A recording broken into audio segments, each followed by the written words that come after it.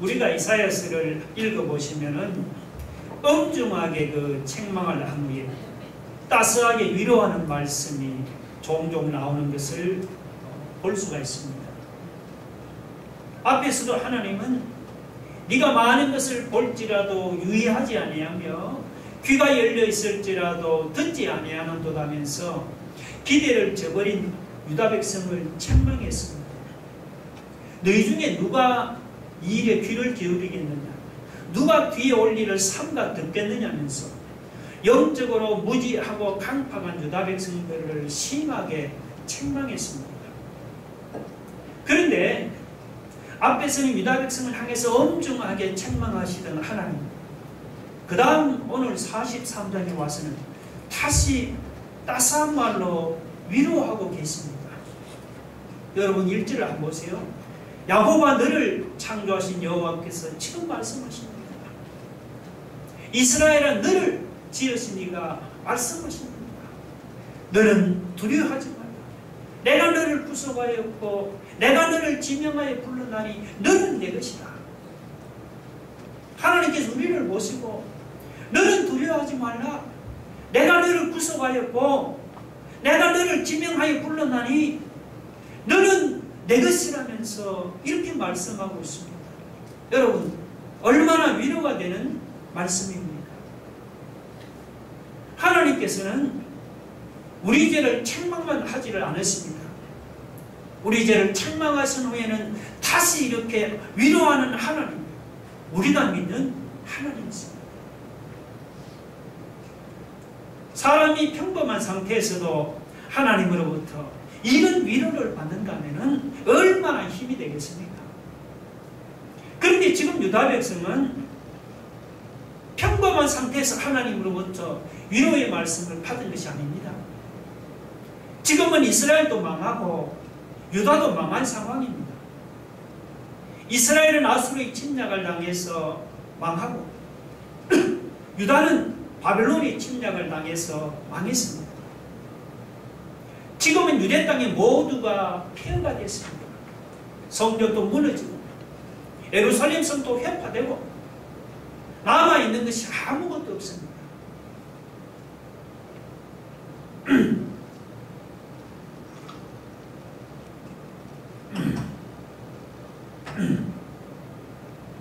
이스라엘 사람들은 아수르에 사로잡혀가고 유대 사람은 바벨론으로 모두 사로잡혀갔습니다. 유대 땅과 이스라엘 땅에는 남아있는 사람이 아무도 없습니다. 나라가 완전히 망하고 소망이라고는 지금 찾아볼 수도 없는 그런 암담한 상황입니다. 그런 상황에서 하나님의 위로의 음성이 들리고 있습니다. 사는 것이 막막하고 두려운 상황에서 너는 두려워하지 말라는 그런 하나님의 위로의 음성이 들려왔습니다. 내가 너를 구속하였고 내가 너를 지명하여 불렀나니 너는 내 것이라는 이런 하나님의 위로의 음성이 들려왔습니다. 절망적인 상황에서 이런 말을 듣는다면 여러분 얼마나 위로가 되겠습니까? 더구나 유다 백성을 위로하는 하나님은 보통 분이 아니지요. 그분은 야곱을 창조하시고 이스라엘을 지으신 전능하신 하나님이십니다. 여기 창조했다는 말은 아무것도 없는 무에서 유를 만들어내는 것입니다. 이 지었다는 말은 개역 성경에는 조성했다는 말로 되어 있습니다. 조성했다는 것은 적당한 비율로 원료를 배합을 해서 전혀 새로운 물건을 만들어내는 것입니다. 유다 백성은 지금 나라가 망해서 모든 것이 끝났습니다.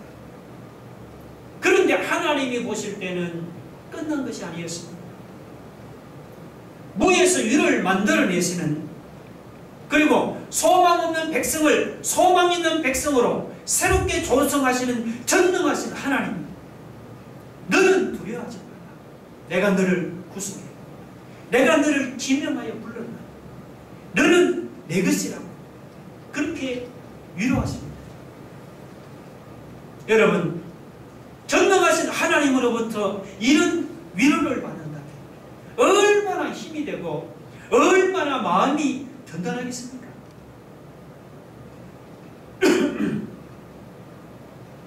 그렇다고 이사야가 위로하는 야곱이나 이스라엘이 혈통상의 이스라엘 백성을 가르치는 것이 아닙니다.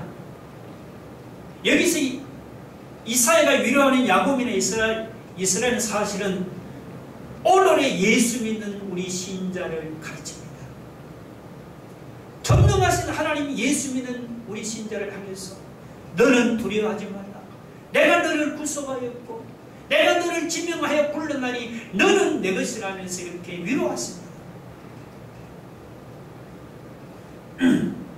지난 장막비에 가자도굴을 떠내려보내고 힘들게 가꾼 농작물임의 모든 것을 다 떠내려보낸 사람들을 보면 정말 안타까운 마음을 금할 길이 없습니다. 나라가 망해서 모든 것이 끝나버린 유다 백성이나 지난 장막비에 모든 것을 떠내려보낸 수재민이야. 다른 것이 하나도 없습니다. 정말 인간적으로 보면 앞이 캄캄하고 소망이 안 보입니다. 그러나 인간적으로는 비록 소망이 안 보여도 하나님이 위로하시면 여러분 소망이 보입니다. 무에서 위로를 만들어냈습니다. 소망 없는 백성을 소망 있는 백성으로 새롭게 조성하는 전능하신 그런 하나님이 아니십니까? 그 전능하신 하나님께서 우리를 향해서 너는 두려워하지 마라. 내가 너를 구속하였고 내가 너를 지명하여 불렀나니 너는 내 것이라고 이렇게 위로하십니까? 그러면은 아무리 소망 없는 사람도 새로운 소망을 얻게 되고 절망 중에 빠진 사람도 새 힘을 얻게 될 줄로 믿으시기 바랍니다.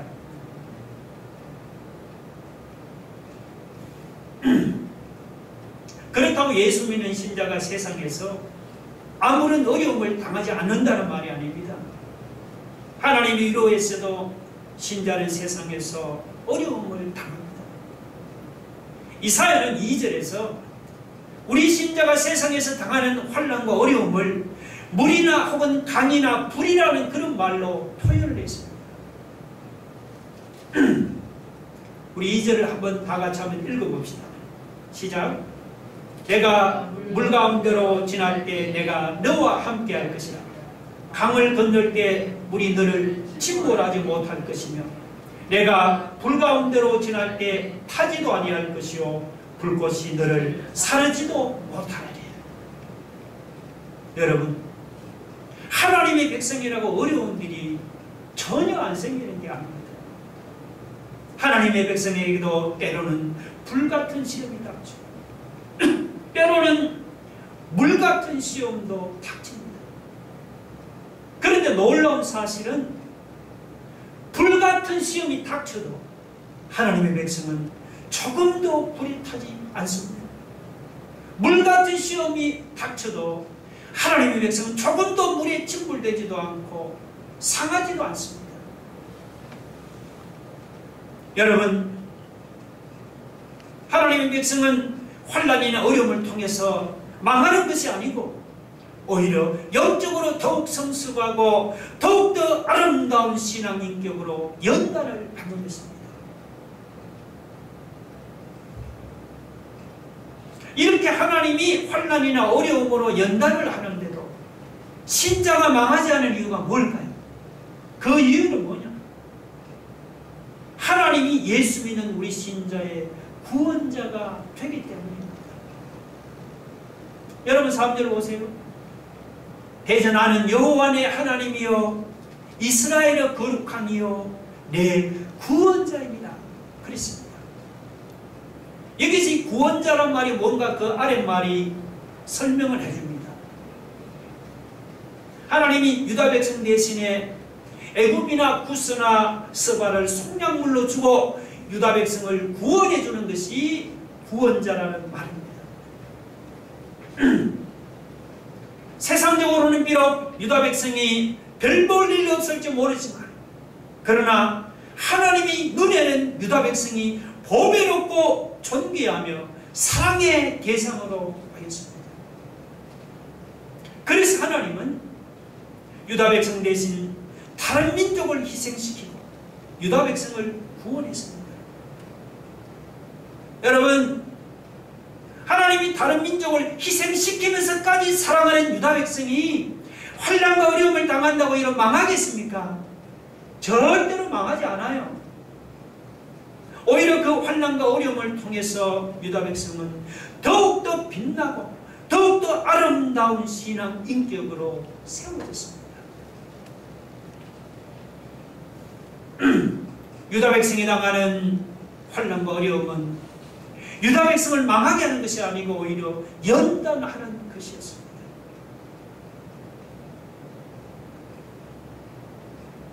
성경을 보시면 유다 백성은 옛날에 이미 이런 일을 다 경험을 했습니다.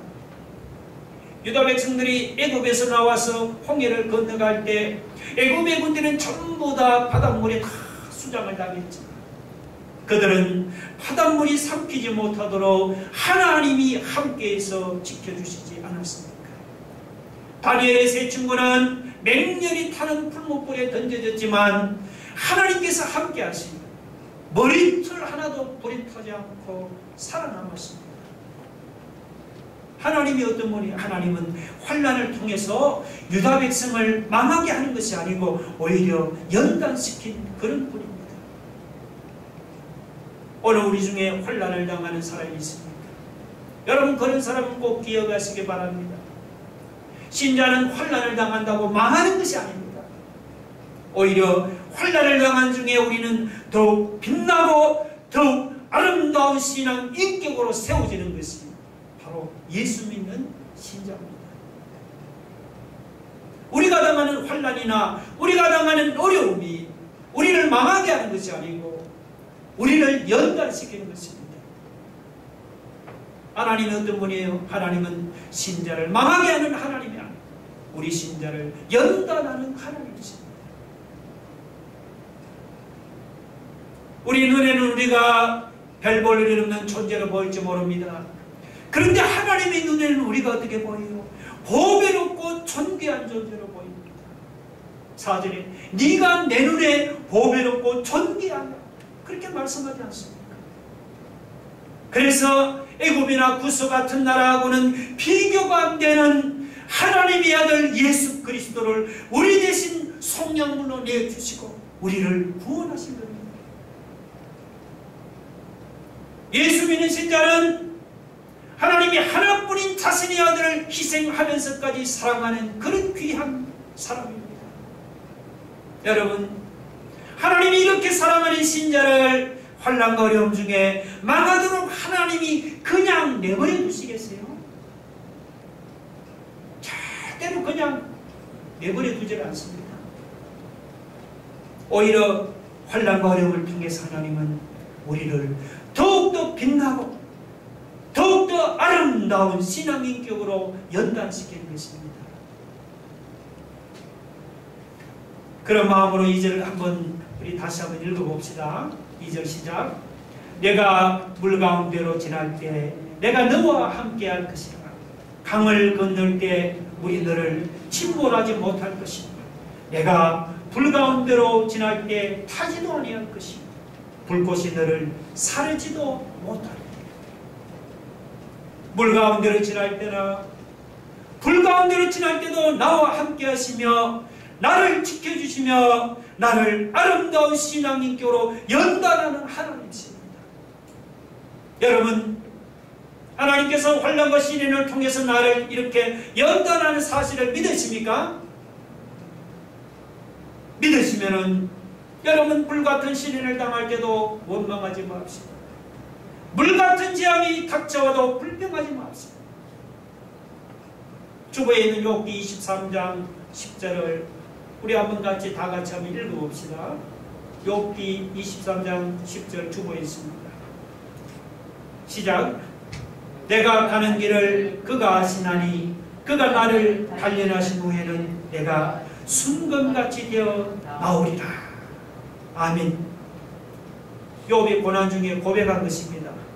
내가 가는 길을 그가 하나님이 아시나니 하나님이 나를 단련하시면 내가 순금같이 되어 나오리라. 여러분, 환난과 시련을 당한다고 불평하지 마시고, 코로나로 인해서 여러 가지 어려움을 당한다고 불평하지 마시고, 우리가 욥과 같이 이 환난과 시련을 잘 통과한 후에 순금같이 변해서 나 자신의 아름다운 모습을 여러분이 기대하기를 주의 이름으로 축원합니다.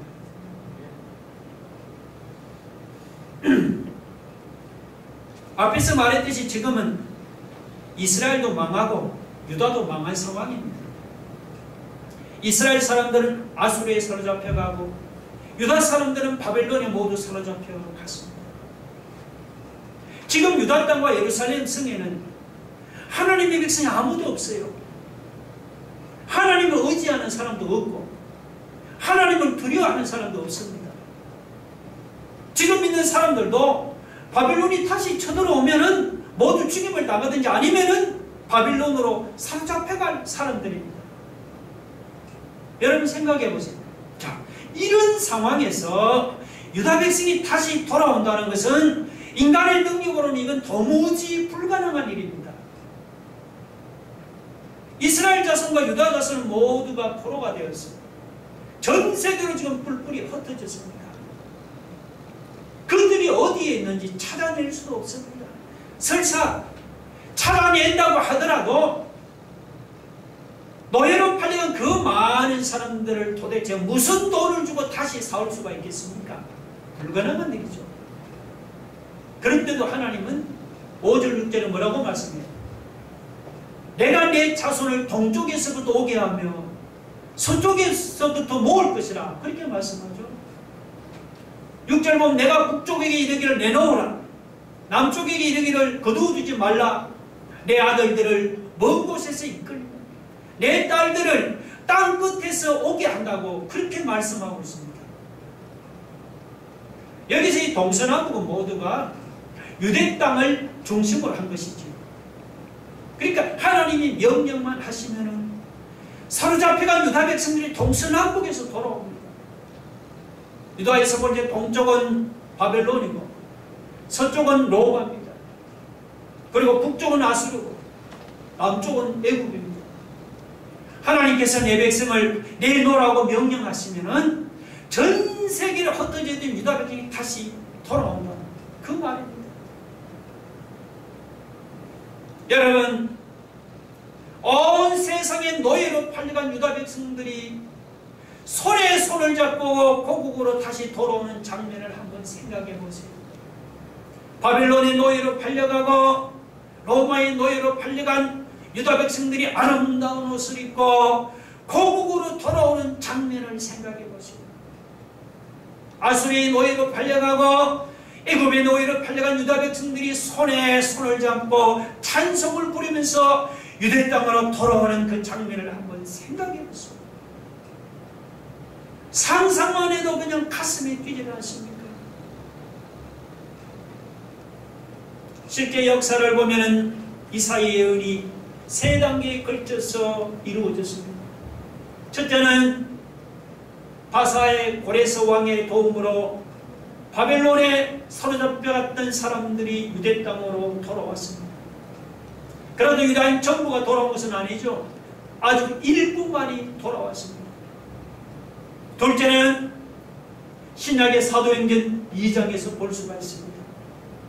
사도행전 2장을 보면 오순절 성령이 강림할 때 전 세계로 흩어져 있던 유다 백성들이 예루살렘으로 돌아와서 성령의 충만함을 받았습니다.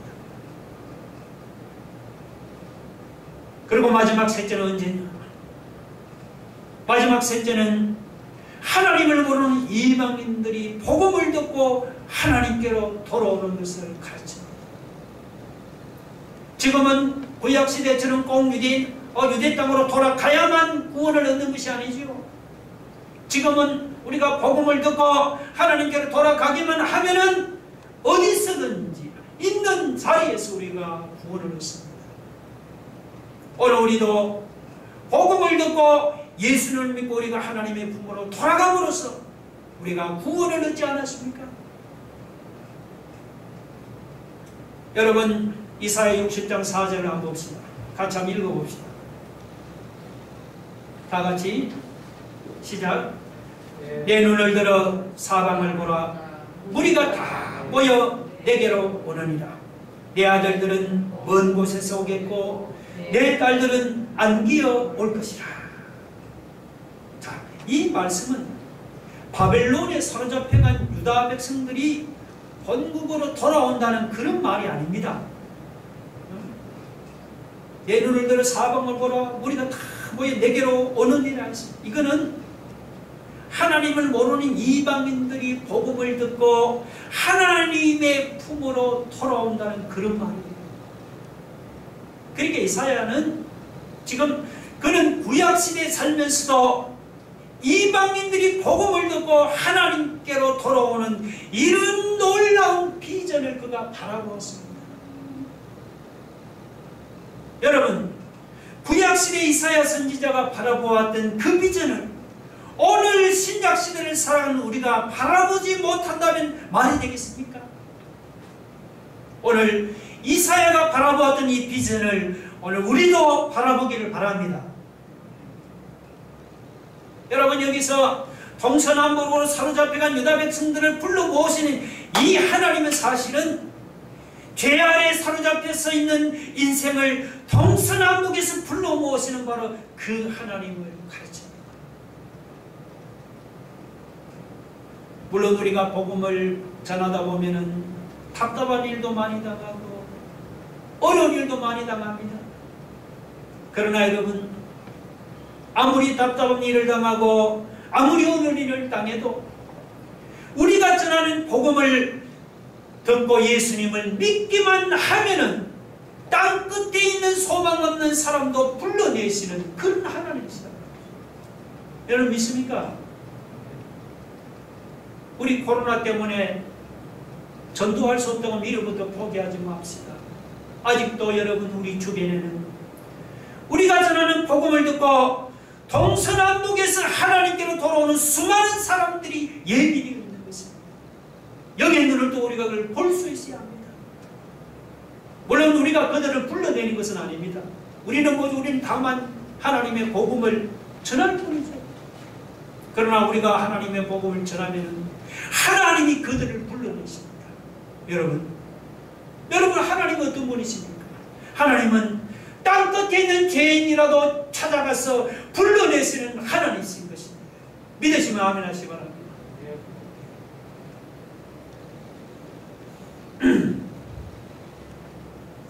세상 사람들은 하나님을 알지 못합니다.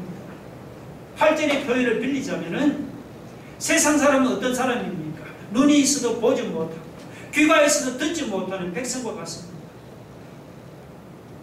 이렇게 하나님을 모르는 사람들이 아무리 많이 모여서 여러분 서로 토론을 해본들 하나님에 대해 분명하게 말할 수 있는 사람이 한 사람도 없습니다. 영적으로 하나님을 보지 못하고 영적으로 하나님을 듣지 못하는 사람들이 모였어. 하나님에 대해서 아무리 토론을 해본들 도대체 무슨 소용이 있겠습니까? 그래서 하나님은 어떻게 했습니까? 그래서 하나님은 하나님을 알고 하나님에 대해서 증언할 수 있는 사람을 하나님이 따로 세우셨습니다. 여러분 10절 한번 보세요. 나 여호와가 말하노나 너희는 나의 정인 나의 종으로 택함을 입었나니. 자, 여러분 여기서 나의 정인 나의 종으로 택함을 입은 사람이 누굽니까? 그들은 유다 백성이에요. 하나님께서 유다 백성들을 하나님을 증거하는 하나님의 정인으로 세웠습니다. 그러니까 유다 백성이 하나님을 잘 알아서 하나님의 정인으로 세운 것이 아닙니다. 이 8절은 여러분 이방인은 물론이고 이것은 유대인에게도 주는 말씀입니다. 입으로는 하나님을 잘 안다고 자랑하는 유대인이지만 하나님을 모르는 사실 이방인과 똑같습니다. 유대인들도 이방인들과 같이 눈은 있어도 보지 못하고 귀가 있어도 듣지 못하는 이런 영적으로 무지한 그런 백성이었습니다. 그런데 놀라운 사실은 무엇이냐? 하나님께서 이런 무지한 유대인들을 택하사 그들을 구원하시고 그들에게 하나님을 알려주시고 그들에게 하나님을 보여주시고 그리고 그들을 하나님의 정인으로 세우셨다는 것입니다. 12절이 그런 뜻이에요. 보세요. 12절. 내가 알려주었으며 내가 구원하였으며 이런 말입니다. 내가 보였고 너희 중에 다른 신이 없었나니 그러므로 너희는 나의 정인이요. 라는 구절이 그런 뜻입니다. 여러분 여기서 하나님이 정인으로 세운 유다 백성이 누구냐? 사실은 예수 믿는 우리 신자를 가르칩니다. 예수 믿는 신자라고 우리가 처음부터 하나님을 알고 믿은 것이 아니잖아요. 우리가 지금은 예수 믿는 신자가 되었지만 전에는 우리가 하나님이 어떤 분인지 알지도 못했잖아요. 전에는 우리도 어때요? 눈이 있어도 보지 못하고 우리가 전에도 귀가 있어도 듣지도 못한 걸 불신자와 똑같았잖아요. 그런데 그런 하나님, 그런 우리에게 하나님께서 때로는 죽을 병도 주시고 때로는 사업이 망하기도 하시고 때로는 직장에서 잘리기도 하는 이런 고난을 우리에게 주셨습니다. 하나님이 우리에게 왜 그런 고난을 주십니까? 그 이유는 뭐냐? 우리가 그런 고난을 당하지 않으면 우리가 절대로 하나님을 안 믿기 때문이죠. 우리가 하나님을 안 믿으면 어떻게 하나님을 전하는 하나님의 정인으로 수임받을 수가 있습니까? 수임받을 수가 없어요. 그래서 하나님이 우리에게 고난을 주신 것입니다. 물론 고난당할 때는 왜 내가 이런 고난을 당해야 하는지 몰라서 불평하고 원망을 했지요. 그런데 지나놓고 보니까 내가 고난당하고 내가 시련당한 그것이 지나놓고 보니까 모두가 다 하나님의 은혜였습니다. 왜냐하면 우리가 그런 고난을 통해서 하나님을 알게 되고 그런 고난을 통해서 우리가 하나님을 믿게 되고 하나님을 전하는 하나님의 정인이 되었기 때문이죠. 그렇다고 하나님은 우리가 능력이 있어서 우리를 정인으로 쓰는 것이 아닙니다. 솔직히 보면 세상적으로 보면 우리가 보아도 우리만큼 부족하고 연약하고 또 뭡니까 무능하고 어리석은 사람도 없습니다. 그런데도 하나님 이렇게 부족하고 연약하고 무능하고 어리석은 나를 하나님이 불러서 하나님의 정인으로 세우겠다니 여러분 이것이 도대체 하나님의 은혜가 아니고 무엇이겠습니까?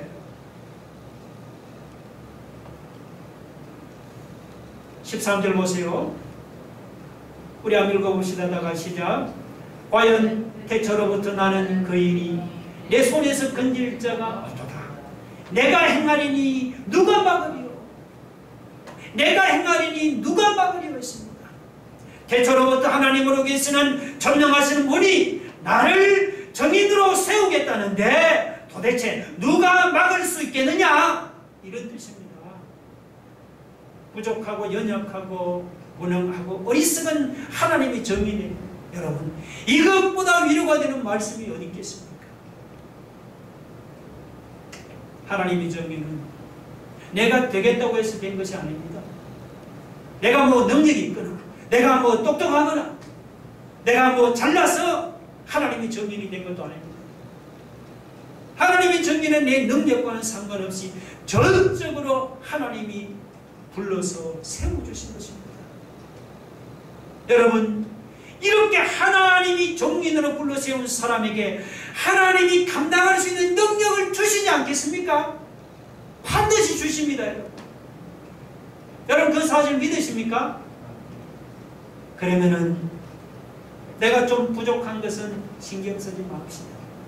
내가 좀 무능하고 내가 좀 어리석은 것도 신경 쓰지 맙시다.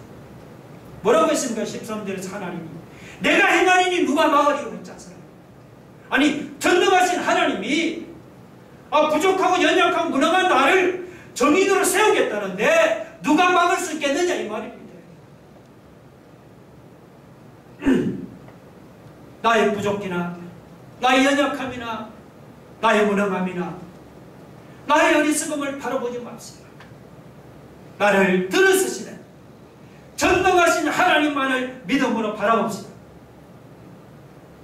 우리가 믿음으로 전능하신 하나님을 바라보시면은 부족하고 연약하고 무능하고 어리석은 나를 하나님께서 능력 있는 하나님의 정인으로 만들어주시고 세워주십니다. 믿으시면 아멘 하시기 바랍니다. 다같이 가슴에 두 손을 얹고 한번 말씀을 생각하면서 한번 같이 한번 기도하겠습니다. 여러분, 하나님이 정인으로 세운 사람은 누가 막을 수 있겠습니까? 나는 부족하고 무능하고 연약하지만 전능하신 하나님을 믿음으로 바라보면 하나님께 부족한 나를 하나님의 능력 있는 하나님의 정인으로 세워주십니다. 여러분, 하나님은 어떤 분이에요? 하나님이 땅 끝에 있는 죄도 불러내시는 하나님 아니에요. 우리가 그냥 복음을 전하기만 하면은 하나님께서 나를 통해서 동서남북의 수많은 사람들을 불러내신다. 그 비전을 하나님, 이사야가 보았던 그 비전을 우리가 바라보기를 원합니다. 지금 코로나를 통해서 환난을 당하고 있습니다. 그러나 하나님은 이 환난을 통해서 신자를 연단하시는 분입니다. 하나님, 이 코로나 어려움 환난 당한다고 불평하지 마시고 믿음으로 이 환난을 잘 통과하고 믿음으로 연단을 받아서 순간까지 변했을 자신의 아름다운 모습을 기대하면서 오늘 우리가 당한 이 모든 환난을 믿음으로 이겨나가기를 원합니다. 우리 한번 나같이 한번 기도하겠습니다. 하나님 아버지, 하나님이 정민으로 세운 사람을 누가 막을 수 있습니까? 우리는 부족하고 연약하고 무능하지만 전능하신 하나님을 우리가 믿음으로 바라봅니다. 부족한 나를 하나님이 능력 있는 하나님의 정민으로 세워주실 줄 믿습니다. 하나님 아버지, 하나님은 땅 끝에 있는 죄도 불러내시는 하나님이라고 했습니다. 아버지 하나님, 이사야가 바라보았던 비전을 오늘 우리도 바라보기를 원합니다. 아버지 하나님, 내가 복음을 전하면은 하나님께서 땅 끝에 있는 죄인 동서남북에서 불러서 하나님 불러내는 이런 놀라운 하나님 역사가 나타날 줄 믿사 오늘 우리가 하나님 아버지 이사야가 바라보았던 그 비전을 오늘 우리가 바라보기를 원합니다. 하나님 아버지, 코로나 위기를 통해서 많은 사람이 환난과 어려움을 당하고 있습니다. 우리 하나님이 어떤 분입니까? 하나님은 환난을 통해 우리를 망하게 하시는 분이 아니요 환난을 통해 우리를 연단하시는 분이라고 했습니다. 아버지, 코로나 위기 환난을 당한다고 불평하지 말게 하옵시고 믿음으로 우리가 이 환난과 이 코로나를 잘 통과함으로써 우리가 연단을 받아서 하나님 순간까지 변해있는 아름다운 우리 자신의 모습을 바라보면서 주여 이 환난과 이 어려움을 우리 모두 믿음으로 이겨나가고 헤쳐나가는 믿음의 성도들 되게 하여 주옵소서. 예수님 이름으로 기도 올려옵나이다.